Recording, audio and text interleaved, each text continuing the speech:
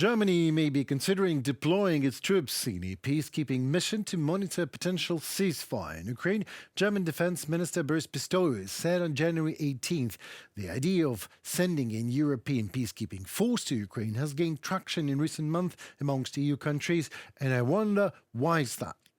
Could it be a raging war in the middle of Europe for 3 years in a row by now that Europe hesitates to take seriously enough to end it with a proper military slap in the Putin's indirected face?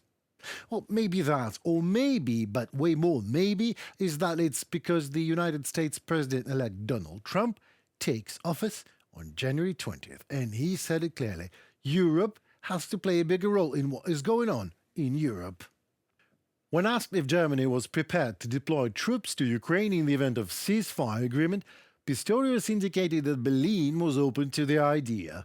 We're the largest NATO partner in Europe and will obviously have a role to play, Pistorius said in an interview with the German media outlet Süddeutsche Zeitung. The matter will be discussed in due time, Pistorius said, and the United Kingdom and France are reportedly already discussing the possibility of deploying French and British troops to monitor a ceasefire along the front line in Ukraine. UK Prime Minister Keir Starmer said on January 16 that he had discussed the option with President Volodymyr Zelensky during their meeting in Kiev. French President Emmanuel Macron, who first floated the idea of European troops in Ukraine, has also been in talks with Zelensky regarding future peacekeepers. Vladimir Zelensky has previously said that Ukraine would only consider foreign peacekeepers if it secures a clear timeline for NATO membership. Other German politicians have also commented on the issue of deploying Bundeswehr troops to Ukraine. Roderich Kiesewetter, a lawmaker from the opposition.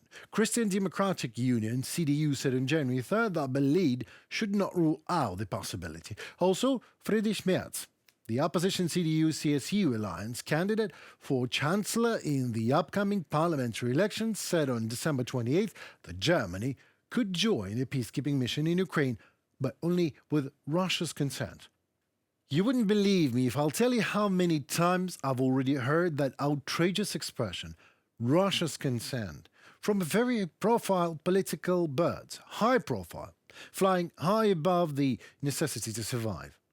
I wonder if Mr. Merz's property is invaded by Russia. His family members are raped as our Ukrainian women are. Or his children were deported to Russia as 20,000 Ukrainian children were.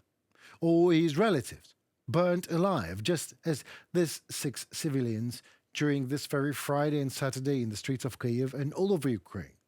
Civilians and children die every single day here, so if all that genocide would have happened to Friedrich Merz, how would he be feeling when someone, literally sitting on a Taurus missile that could have prevented all this Russian terror from happening, is instead of giving this Taurus to him, in the name of human values, this someone prefers to talk about so loudly, instead of acting so to stop the terror, the someone is asking a consent from a terrorist that caused it. Just lovely, isn't it? A Russian-born journalist, political scientist, and writer, today is Eastern Europe politics expert, founder of the European Resilience Initiative Center, is with us tonight at UATV English. Serhyy Sumlenny, hello. Hello, and thank you for having invited me today. The pleasure is all mine, as usual. Serhyy, you worked in Moscow for leading German TV broadcaster for someday ARD. Is ARD broadcasting anything from Moscow these days? Yes, ARD and German media in general still have their offices in Moscow. They still broadcast from Moscow. Interestingly, journalists also can go to Germany and back to Russia, back and forth. Of course, there is no direct flights, but they go through other destinations, like, let me say, Istanbul in Turkey or other airports. I personally do not understand what is the value of having such reporting from Russia. Exactly. That was my point. Excuse me. Yeah, but there's a... Yeah. No, this is what exactly my point. I mean, what is the value of the information of the journalism there? Because there's obviously a lot of pressure is just put on this publication. Is not. It's not ARD that was before the war, and I'm not talking like 10 years ago, isn't it?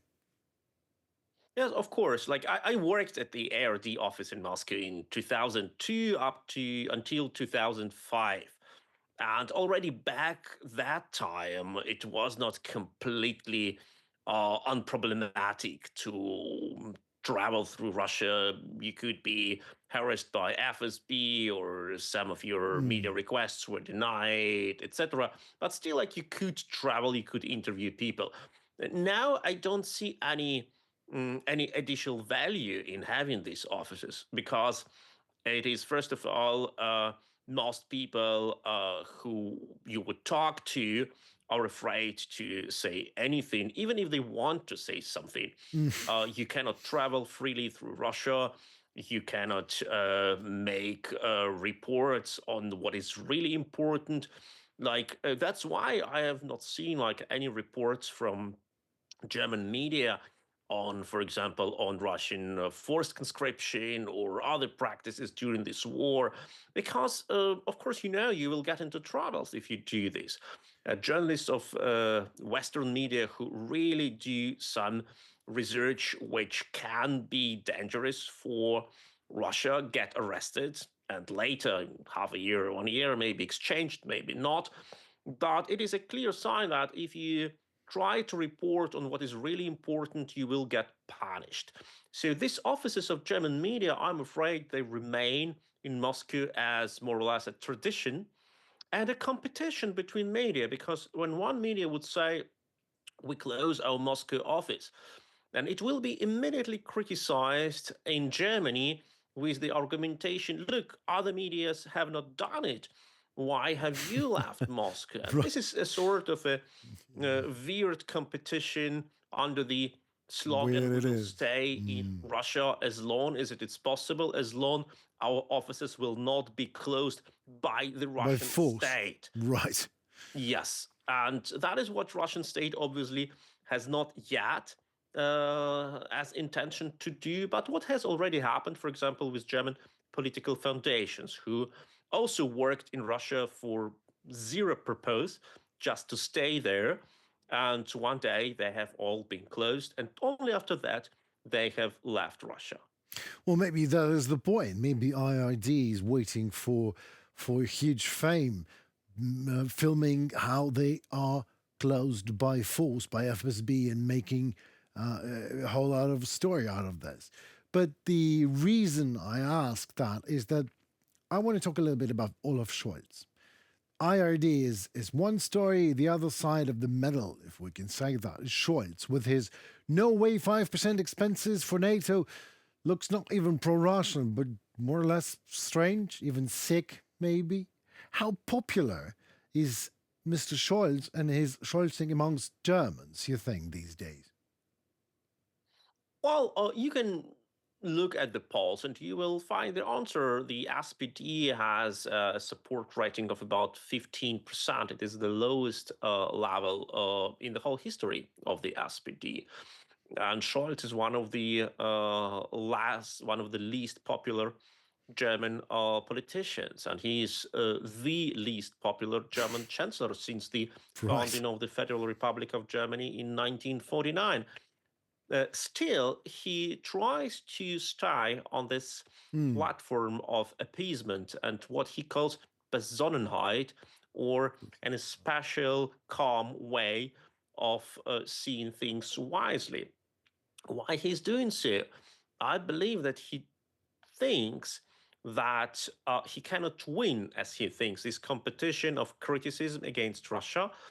And instead of that, he wants to win a competition of appeasement. There are only two parties in Germany besides the Right, SPD and right. Social Democrats who are as appeasing to Russia as Scholz is. And both are radical parties. Far Yes. left party BSW and far right party AFD. And I think that Scholz believes that his message can be towards the voters. Look, if you don't want to have radicals being supported by your vote, Hmm. but you want to have a sort of peace in Russia, with Russia, of course, on the cost of Ukraine, but we don't care.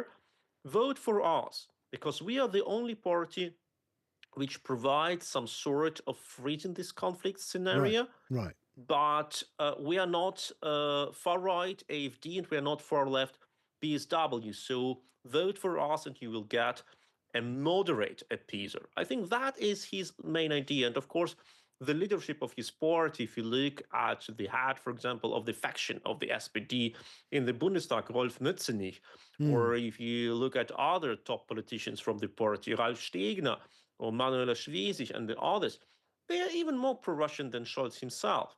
So you have a very calm and cozy pro-Russian circle on the top of the SPD, and it's also nothing new.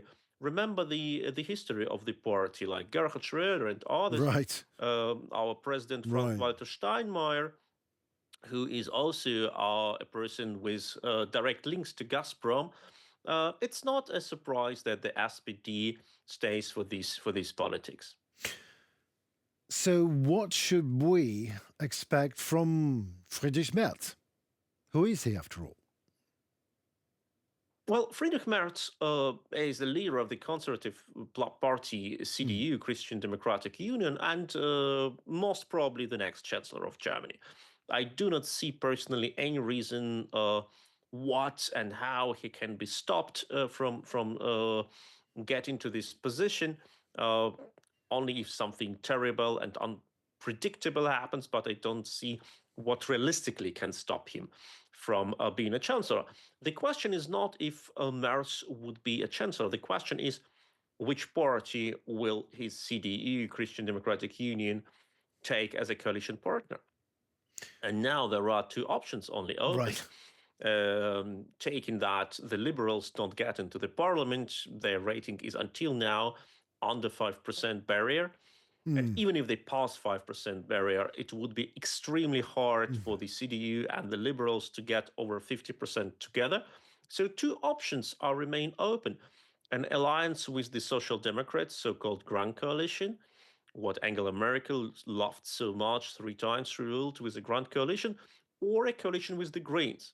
And here, Oh. if we look at the question of security policy and foreign policy, you will see that the Greens are very much comparable to Friedrich Merz on the question of the Russo-Ukrainian war. But the Greens are totally different from the CDU on all other questions of the economic policy, monetary policy, taxation, migration, energy, economy, industry. Everything is just in contradiction with what the CDU wants to achieve. So it would be a very hard coalition. And much more natural partner for the CDU would be the Social Democrats.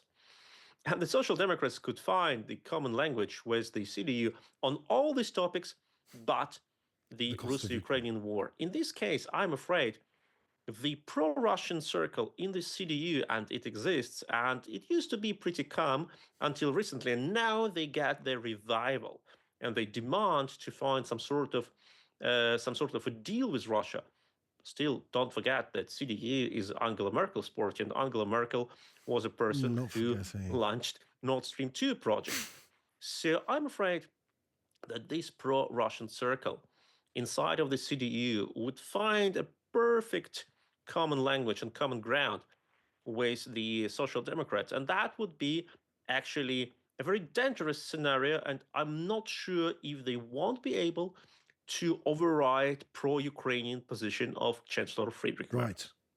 Well, Sergey, as always, an absolutely stunning analysis, a dissection of what's going on in Germany. I love the your experience and what you do.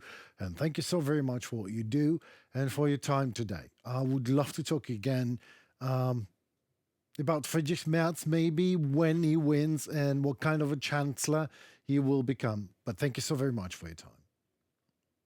Thank you so much and have a great day. Have a great day. Likewise, sir. Thank you. Goodbye.